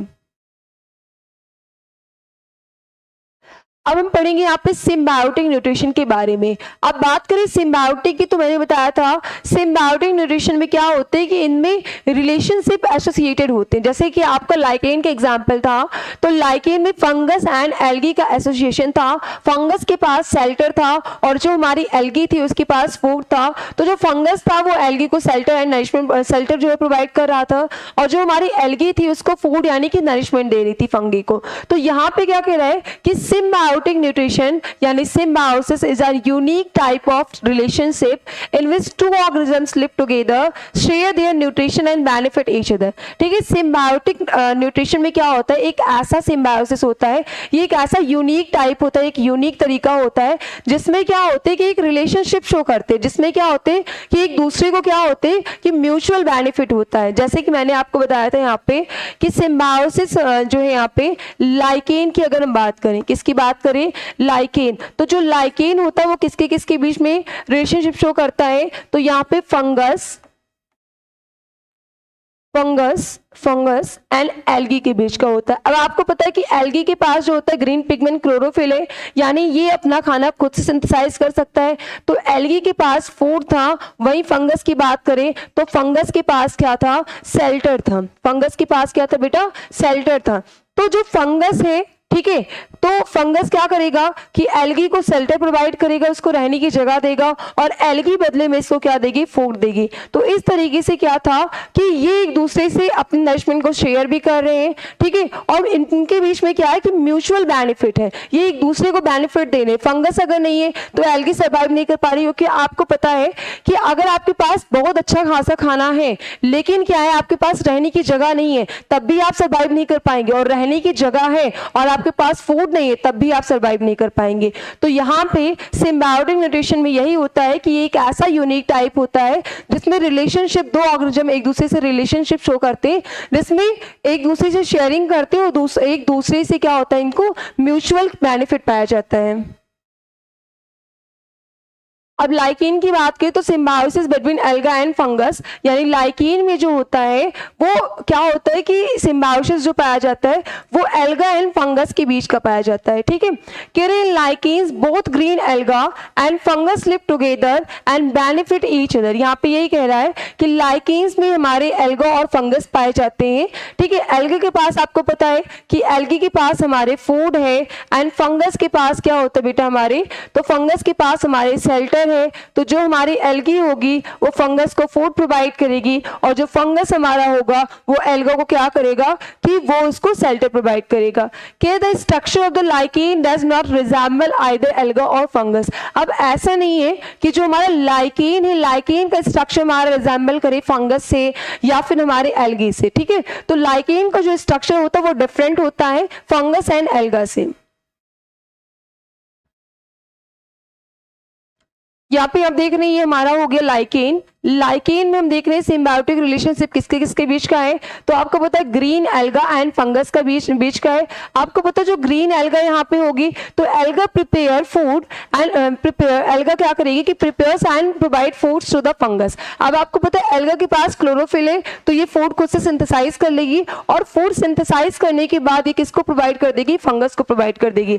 अब यहाँ पे क्या कह रहे बेटा, जो फंगस है हमारा वो हमारा नॉन ग्रीन है, ठीक है। तो फंगस क्या करेगा कि fungus provide shelter water and minerals to the alga. अब फंगस क्या करेगा कि एल्गा को हमारे जो है शेल्टर प्रोवाइड करेगा, रहने की सुरक्षा देगा, इसके साथ साथ वाटर एंड मिनरल्स जो है वो एल्गा को प्रोवाइड करेगा। तो यहाँ पे सिम्बायोटिक रिलेशनशिप में आपने यही जाना कि ये एक ऐसा यूनिक टाइप होता है जिसमें क्या होता है कि दो ऑर्गेनिजम्स के बीच में रिलेशनशिप को शो करता है, वो एक दूसरे को म्यूचुअल बेनिफिट प्रोवाइड करते हैं। जैसे कि यहाँ पे लाइकेन का आपने देखा तो लाइकेन में आपने देखा कि ग्रीन एल्गा एंड फंगस के बीच का क्या था, सिम्बायोसिस था, इनके बीच में रिलेशनशिप था।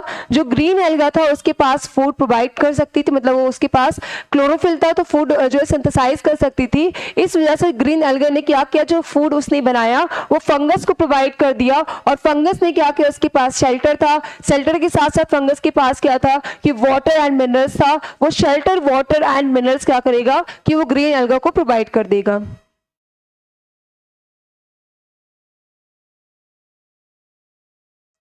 अब देखिए यहाँ पे दूसरा देख रहे हैं कि symbiosis between roots of coniferous trees and fungus, ठीक है। जो हमारे कॉनिफरस ट्रीज होते हैं जो कि माउंटेन एरियाज में पाए जाते हैं, ठीक है, तो उनके बीच में और फंगस के बीच में भी क्या होता है कि सिम्बायोटिक रिलेशनशिप ये शो करते हैं। कह रहा है कि root in the coniferous trees provides and materials to high, ठीक है। यहाँ पे क्या होंगी कि जो कॉनिफर्स वाले ट्री होते हैं, यहाँ पे क्या है कि रूट्स ऑफ कॉनिफर्स ट्रीज, यहाँ पे रूट्स ऑफ कॉनिफर ट्रीज हो जाएंगे, यहाँ पे आपका हो जाएगा सिम्बायोसिस, ठीक है। यहाँ पे गलत लिखा है आपका, सिम्बायोसिस हो जाएगा,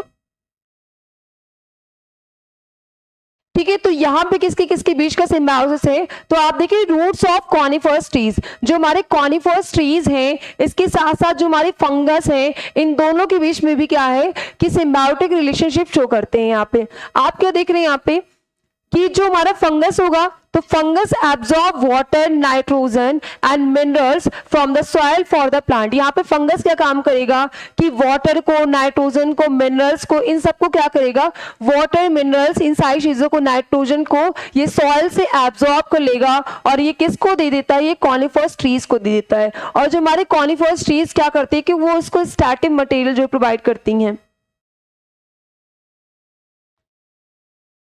अब यहाँ पे हम लोग पढ़ने वाले हैं how a nutrient replenish in the soil, किस तरीके से जो न्यूट्रिएंट्स होते हैं वो हमारे मिट्टी में रिप्लेनिश होते रहते हैं, ठीक है। तो यहाँ पे हम पढ़ेंगे पहले कि plants obtain nutrients in the form of minerals from the soil. आपको पता है कि plants obtain nutrient in the form of mineral from the soil. सबको पता है कि जो प्लांट्स होते हैं, प्लांट्स की सॉइल क्या में जो है उनके पास वाटर एंड मिनरल्स एब्जॉर्ब होता है, ठीक है। तो प्लांट्स क्या करते हैं कि सॉइल की मदद से वो मिनरल्स को एब्जॉर्ब कर लेते हैं, मिनरल्स को लेते हैं, उनके पास जाइलम वेसल्स पाई जाती है जो कि वाटर एंड मिनरल्स को ट्रांसपोर्ट कराने का काम करती है। तो वही कह रहे हैं कि plants obtain nutrients in the form of mineral from the soil. जो हमारे प्लांट्स होते हैं वो मिनरल्स को ऑब्टेन करते हैं, कहां से ऑब्टेन करते हैं, तो सॉइल से ऑब्टेन करते हैं। कह रहे कि main nutrients that plants need are nitrogen, phosphorus and potassium. अब क्या होते बेटा, कह रहे कि मेन न्यूट्रिएंट्स, अगर हम बात करें कौन से मेनली न्यूट्रिएंट्स हैं प्लांट्स में इनको जरूरत होती है, तो नाइट्रोजन की, फास्फोरस की एंड पोटेशियम की। जो मेनली न्यूट्रिएंट्स की जो जरूरत है वो हमारे नाइट्रोजन है, फास्फोरस होते हैं एंड पोटेशियम होते हैं। कह रहे as plants absorb nutrients from the soil over a period of time the amount of nutrients in the soil gets reduced for a healthy good crop, ठीक है। It is absolutely essential to add nutrients back to the soil. अब आपको पता है कि मैंने आपको बताया कि जो प्लांट्स है हमारे, तो प्लांट्स को मिनरल मिल जाता है सॉइल से एब्जॉर्ब कर लेते हैं।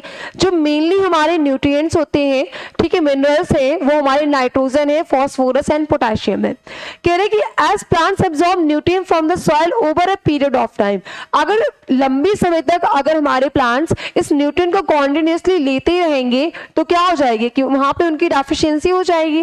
कह रहे कि the amount of nutrient in the soil gets reduce for a healthy good crop. अब भाई कॉन्टिन्यूसली वहां से आप नाइट्रोजन, फॉस्फोरस और ये सारे पोटेशियम ओवर ऑफ जो है समय के साथ साथ लेते जा रहे हैं, काफी लंबे समय तक लेते जा रहे हैं, तो फिर क्या होगा कि उस सॉइल में उस पर्टिकुलर न्यूट्रिएंट की डेफिशिएंसी हो जाएगी और हेल्दी क्रॉप्स आपके ग्रो नहीं कर पाएंगे। इस वजह से जरूरत होती है कि वहां पे हम लोग फर्टिलाइजर्स एंड मैन्योर जो है यूज करते हैं कि उसमें क्या हो जाए कि उसकी फर्टिलिटी को बढ़ाने के लिए हम एक्स्ट्रा अलग से क्या करते हैं कि उसको न्यूट्रिएंट प्रोवाइड करते हैं।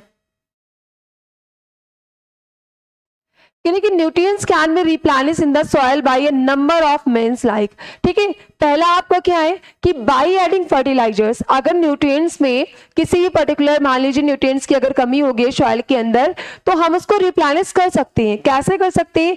पहला तरीका हमारा है बाय एडिंग फर्टिलाइजर्स। हम क्या करेंगे कि उसके अंदर फर्टिलाइजर को ऐड कर देंगे। कह रहे कि fertilizers are the chemicals like compounds of nitrogen, phosphorus and potassium in the granular और पाउडर फॉर्म। अगर हम बात करें फर्टिलाइजर क्या होता है, तो फर्टिलाइजर क्या होता है कि हमारा केमिकल से बना हुआ कंपाउंड होता है जिसमें हमारे नाइट्रोजन, फॉस्फोरस और पोटेशियम पाए जाते हैं। किस फॉर्म में पाए जाते हैं? तो ग्रैनुलर। ग्रैनुलर का मतलब से दाने के जैसे आपके पाए जाते हैं या फिर पाउडर के फॉर्म में पाए जाते हैं। कि these are added to the soil in a very small amount according to the requirement of the crop. अब इसको जब हम खेतों में डालते हैं तो उसको बहुत ही स्मॉल अमाउंट में डालते हैं, इतना डालेंगे जितना हमारे क्रॉप को क्या हो, नीड हो। अगर आप एक्सेस डाल देंगे तो भी हमारे इसके लिए क्रॉप्स के लिए हार्मफुल हो जाते हैं। तो यहाँ पे सबसे पहला तरीका क्या था कि बाई फर्टिलाइजर्स। फर्टिलाइजर की बात करें तो ये हमारे केमिकल से बना हुआ कंपाउंड होता है जिसमें मेनली हमारे नाइट्रोजन, फॉस्फोरस एंड पोटेशियम पाए जाते हैं। किस फॉर्म में पाए जाते हैं? तो ग्रैनुलर यानी कि दाने के जैसा या पाउडर के फॉर्म में हमारे पाए जाते हैं। इनको हम खेतों में डालते हैं और उस हिसाब से डालते हैं जितना क्रॉप्स को नीड होती है, ठीक है। उनको रिक्वायरमेंट के बेसिस पे इसको ऐड किया जाता है। सेकेंड आता है बाई एडिंग मैन्योर। मैन्योर जो होता है वो हमारा ऑर्गेनिक होता है जो प्लांट्स एंड एनिमल से बना जो है उनके वेस्ट से बना होता है। कह रहे कि मैन्योर कॉमनली कॉल खाद। जो मैन्योर होते हैं इसको कॉमनली भाषा में हम लोग क्या बोलते हैं? खाद बोलते हैं। Not only add nutrient but also the organic matter to the soil. कह रहा है कि नॉट ओनली एड्स न्यूट्रिएंट, इसमें केवल न्यूट्रिएंट ही ऐड नहीं होते but also the organic matter to the soil. इसमें क्या होता है कि मिट्टी में कुछ ऑर्गेनिक मैटर भी यहाँ पे होते हैं, जैसे प्लांट्स के वेस्ट है, जैसे जो वेजिटेबल्स पील्स वगैरह होते हैं वो भी क्या होते हैं कि वो भी खाद बन जाते हैं आपके डिकम्पोज करके। थर्ड नंबर पे आता है कि बाय ग्रोइंग लेग्यूमिनस क्रॉप्स, ठीक है। अगर आप लेग्यूमिनस क्रॉप्स को ग्रो करवा रहे हैं, अब लेग्यूमिनस क्रॉप्स क्या होते हैं? जो बेटा दलहनी पौधे होते हैं उन्हीं को बोलते हैं लेग्यूमिनस क्रॉप्स। इनकी जो रूट्स होते हैं उनमें नोड्यूल्स पाई जाती है यानी गांठ पाई जाती है और वहां पे हमारा राइजोबियम बैक्टीरिया होता है जो कि क्या करता है कि नाइट्रोजन फिक्सेशन का काम करता है। अब उसने क्या किया कि नाइट्रोजन फिक्सेशन कर दिया, तो एक बार हम लेग्यूमिनस क्रॉप को ग्रो करवाएंगे, उसके बाद कोई नॉर्मल क्रॉप्स कि जहां पे नाइट्रोजन की डेफिशिएंसी हो गई, जैसे ही आप लेग्यूमिनस क्रॉप्स को ग्रो करवाते हैं तो वहां पे नाइट्रोजन क्या हो जाएगा? नाइट्रोजन फिक्सेशन हो जाएगा, ठीक है। तो यहाँ पे यही कह रहा है कि bye growing leguminous crops although large amount of nitrogen is present in the air about 78%, it can not be used by the plants directly. आप सबको पता है कि हमारे एटमॉस्फेयर में सबसे लार्ज अमाउंट में नाइट्रोजन गैस प्रेजेंट है यानी कि 78% जो है नाइट्रोजन गैस है, बट फिर भी हमारे प्लांट्स जो इसको डायरेक्टली यूज में नहीं ले पाते हैं, ठीक है। उनको किस फॉर्म में चाहिए होता है? सॉल्युबल फॉर्म में चाहिए होता है। तो कह रहे कि plants can use nitrogen only in the soluble form as compounds like nitrates from the soil, ठीक है। भले ही हमारे एटमॉस्फेयर में सबसे लार्ज अमाउंट में नाइट्रोजन गैस 78% है, बट हमारे प्लांट्स जो है गैसेस फॉर्म में नाइट्रोजन को लेने में कैपेबल नहीं होते हैं। इनको नाइट्रोजन को लेना है लेकिन किस फॉर्म में? सॉल्युबल फॉर्म में, यानी कंपाउंड्स या फिर नाइट्रेट्स के फॉर्म में क्या करते हैं कि ये नाइट्रोजन को लेते हैं। तो क्रॉप सच एज ग्राम, ठीक है, जिसको हम लोग चना बोलते हैं, पीज हैं and pulses call leguminous crops have symbiotic bacteria called rhizobium in their root nodules. जैसे कि मैंने आपको बताया कि ये जो क्रॉप्स हैं, जो दलहनी पौधे होते हैं, दाल वाले पौधे जैसे कि आपका पी है, चना, अरहर, ये सारे, तो इनके जो रूट्स होते हैं, रूट्स में नोड्यूल्स यानी गांठ पाए जाते हैं और वहां पे एक सिम्बायोटिक बैक्टीरिया पाया जाता है जिसका नाम क्या है? राइजोबियम है। In this symbiotic relationship, the plants get nitrogen from the bacteria and in turn the bacteria gets food and shelter from the plant. यहाँ पे क्या कह रहा है कि भाई जो राइजोबियम बैक्टीरिया वो एक सिम्बायोटिक रिलेशनशिप शो करता है, तो कह रहे हैं in this symbiotic relationship the plants get nitrogen from the bacteria. अब यहाँ पे प्लांट्स क्या करेंगे कि इस बैक्टीरिया से क्या करेंगे कि वो नाइट्रोजन को लेंगे and in turn the bacteria gets food and shelter from the plant. ठीक है, तो यहाँ पे क्या हो रहा है बेटा कि जो हमारे प्लांट्स है, कौन से प्लांट है, लेग्यूमिनस प्लांट। कौन से प्लांट है, लेग्यूमिनस, ठीक है, प्लांट। लेग्यूमिनस प्लांट जो दलहनी पौधे होते हैं इन्हीं को हम बोलते हैं। तो इनके पास क्या होते हैं, और आपने देखा कि इनके जो रूट्स हैं, क्या है, इनके जो रूट्स होते हैं, इनके रूट के पास क्या होता है, सॉइल के अंदर राइजोबियम बैक्टीरिया पाया जाता है। कौन सा बैक्टीरिया हो जाएगा, राइजोबियम बैक्टीरिया होता है, जो कि कैसा बैक्टीरिया है, तो सिम्बायोटिक रिलेशनशिप शो करता है। अब ये जो राइजोबियम बैक्टीरिया होता है ये नाइट्रोजन फिक्सेशन का काम कर रहा है, तो ये प्लांट्स को क्या देगा, ये प्लांट्स को नाइट्रोजन देगा और बदले में हमारे जो राइजोबियम बैक्टीरिया, जो लेग्यूमिनस प्लांट होंगे, वो राइजोबियम बैक्टीरिया को न्यूट्रिएंट्स और शेल्टर प्रोवाइड करेंगे।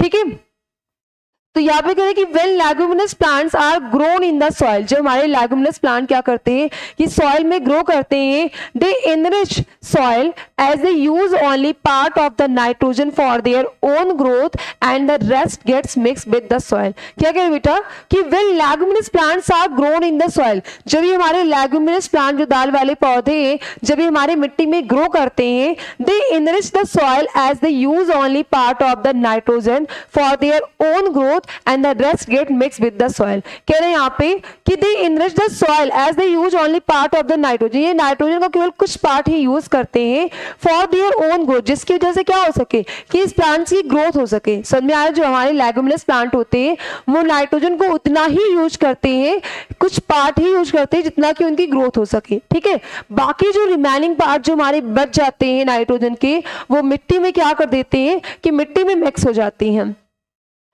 Farmers grow legumes crops in rotation with other crops like wheat and rice in the same soil so that nitrogen used by the wheat and rice crop is replenished by legumes crops। ठीक है, तो यहाँ पे ये crop rotation करवाते हैं। Crop rotation क्यों किया जाता है कि देखिए यहाँ पे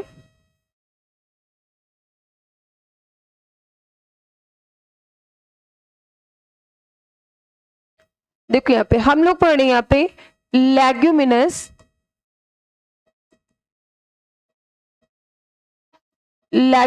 क्रॉप्स। अब लेग्यूमिनस क्रॉप्स क्या होते हैं, दलहनी पौधे होते हैं। ठीक है, दलहनी जिसको बोलते हैं, ये पौधे होते हैं, हमारे फसल होती हैं।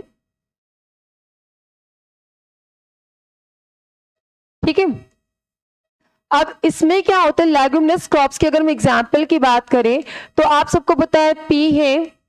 ठीक है, इसके अलावा ग्राम यानी कि चना हो गया।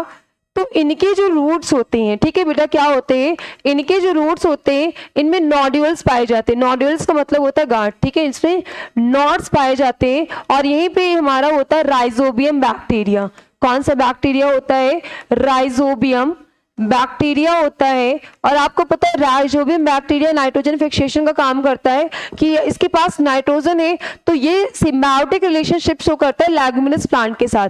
अब ये जो राइजोबियम बैक्टीरिया है वो हमारे प्लांट्स को क्या कर देता है कि नाइट्रोजन को दे देगा नाइट्रेट्स के फॉर्म में, सॉल्युबल फॉर्म में, और जो हमारे प्लांट्स होंगे वो इस बैक्टीरिया को शेल्टर एंड नरिशमेंट प्रोवाइड करेंगे, शेल्टर एंड नरिशमेंट प्रोवाइड करेंगे। ठीक है, तो इस तरीके से क्या हो रहा है कि एक दूसरे को म्यूचुअल बेनिफिट हो रहा है, तो यानी सिम्बायोटिक रिलेशनशिप शो कर रहा है।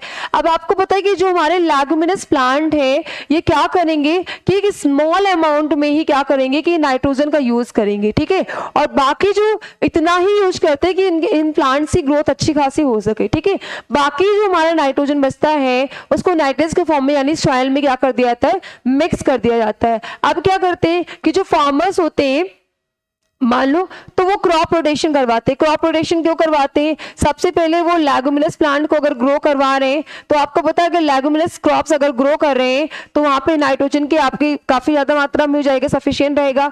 फिर एक नॉर्मल क्रॉप को कर देंगे कोई भी, जैसे कि मान लो यहाँ पे इन्होंने व्हीट को उगा दिया। ठीक है, अब क्या हो गया, वीट यहाँ पे उग गया। अब फिर से क्या हो गया, जब वीट उगा तो उसने जितनी भी नाइट्रोजन थी उसको यूज में ले लिया, क्योंकि वो सिम्बायोटिक रिलेशनशिप नहीं कर पा रहा है। अब फिर से जब नाइट्रोजन की कमी हुई तो फिर से इन्होंने क्या किया, किसी भी लेगुमिनस प्लांट को ग्रो करवा दिया। अब फिर से लेगुमिनस को ग्रो करवाया, तो जहां पे नाइट्रोजन की जो कमी हुई थी, जैसे ही लेगुमिनस क्रॉप को ग्रो करवाया गया तो नाइट्रोजन की कमी पूरी हो गई। अब फिर से क्या करेंगे, जैसे इनकी कमी पूरी हो गई तो यहाँ पे मान लीजिए पैडी यानी धान को उगा दिया गया, ठीक है। फिर यहाँ पे अगर कमी हो गई फिर से लेगुमिनस। तो इस तरीके से क्या किया जाता है कि क्रॉप रोटेशन किया जाता है। यहाँ पे आप देख रहे हैं मटर का पौधा है, ठीक है। यहाँ पे आप क्या देख रहे हैं कि इनकी जो जड़ें होती है इनमें नोड्यूल्स पाई जाती है, जो गांठ होती है इन्हीं को हम क्या बोलते हैं कि नोड्यूल्स बोलते हैं। कह रहे बेटा कि available nitrogen in the soil, इनके सॉइल में नाइट्रोजन तो अवेलेबल है यहाँ पे, ठीक है। कह रहे कि नाइट्रोजन गैस, सबसे पहले आपको पता है कि हमारे एटमॉस्फेयर में नाइट्रोजन गैस है 78% है, लेकिन डायरेक्टली इसको यूज नहीं ले पाते। जो राइजोबियम बैक्टीरिया होता है उसको नाइट्रेट्स के फॉर्म में कन्वर्ट करके इसको देगा और इसमें नाइट्रोजन फिक्सेशन हो जाता है, ठीक है। ये रहा आपका राइजोबियम बैक्टीरिया। इसके अंदर क्या होता है कि रूट नोड्यूल्स पाए जाते हैं, जो गांठ होती है, और इसी में हमारा राइजोबियम बैक्टीरिया होता है जो क्या काम करता है, नाइट्रोजन फिक्सेशन का काम करता है। यहाँ पे करें plants provide food and shelter to the bacteria. जैसे कि मैंने बताया कि जो हमारे लेग्यूमिनस प्लांट, जो दाल वाले पौधे जिनके पास रूट नोड्यूल्स हमारे होते हैं, ठीक है। तो यहाँ पे ये कि बेटा कि जो हमारे लेग्यूमिनस प्लांट होते हैं जिनके पास हमारे रूट नोड्यूल्स होते हैं, वो क्या करेंगे, यहाँ पे एक हमारा राइजोबियम बैक्टीरिया है, तो लेग्यूमिनस प्लांट क्या करेंगे कि इस बैक्टीरिया को शेल्टर एंड नरिशमेंट प्रोवाइड करेंगे, और बदले में जो हमारा बैक्टीरिया होगा वो उसको नाइट्रोजन फिक्सेशन का काम करेगा, यानी लेग्यूमिनस प्लांट को नाइट्रेट्स जो है नाइट्रोजन को कंपाउंड के फॉर्म में उसको प्रोवाइड करेगा। तो आई होप ये जो चैप्टर था आपको समझ में आ गया होगा।